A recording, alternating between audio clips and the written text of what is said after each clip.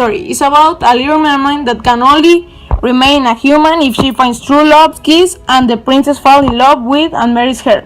However, the penalty in the story is only that Ariel will turn back into a mermaid if she fails. In the story, she will die if she fails. The mermaid in the story is also motivated because humans have eternal souls and mermaids not.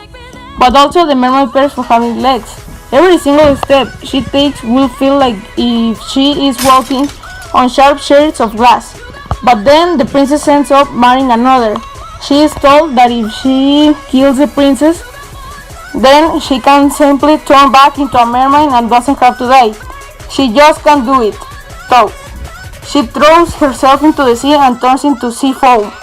Conclusion: Disney compares creepy stories to good stories for kids.